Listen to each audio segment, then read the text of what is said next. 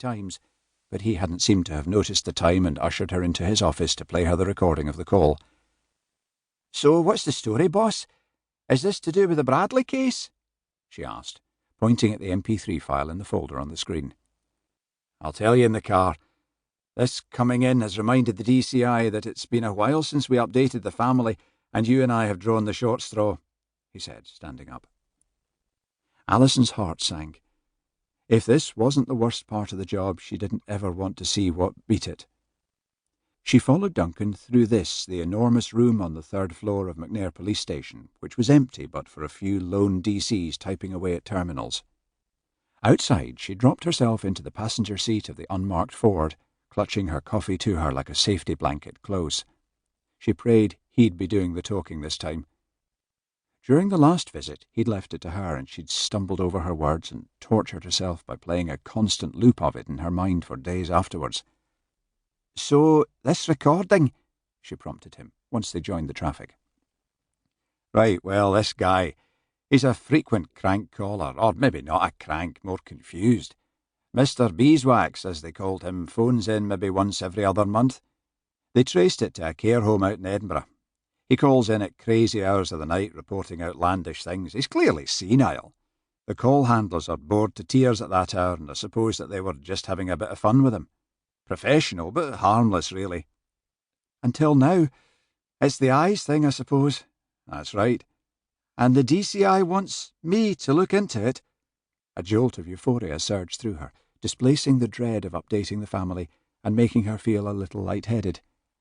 "She does, yes. But, Alison, don't get excited. The thing is, that call you listened to is from March." "What? You're kidding!" "I'm afraid not. 3 full weeks before Callum's murder." The euphoria in Alison's chest dropped into her stomach, morphing through disappointment into something more resembling irritation. She took a moment before she spoke, counting to 10, her mum called it. "Then what's the point? I'm assuming Mr. Beeswax, or whatever his name is, isn't considered a suspect or even a witness. Why this? Why me?" She could hear the petulance in her voice, despite her best intentions. But Duncan Cunningham was one of the good ones. He was 3 years before his retirement, and so had long given up any hope of career advancement.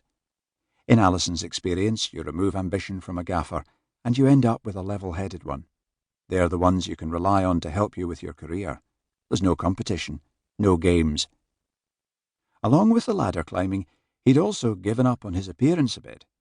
He had no problem wearing the same shirt and tie combination 4 days in a row.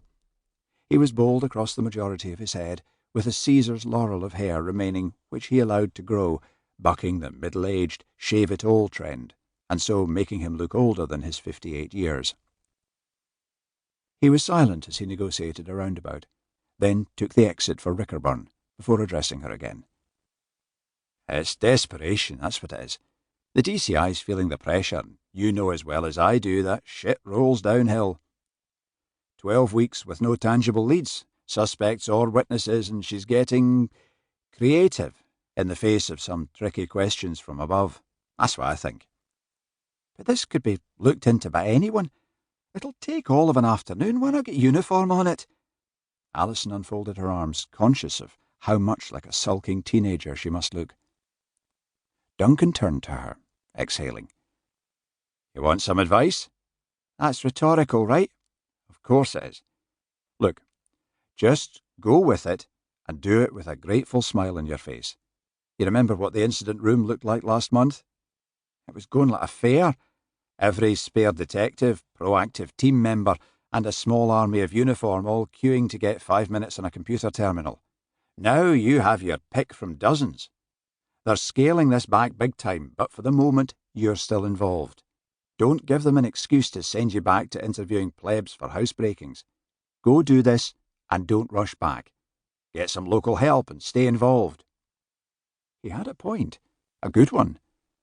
The day after, a dog walker had discovered the mutilated remains of 10-year-old Callum Bradley, his body dumped at the side of an old open-cast mine. His eyes... God, Alison never wanted to see those photographs again. They had set up the dedicated major incident room.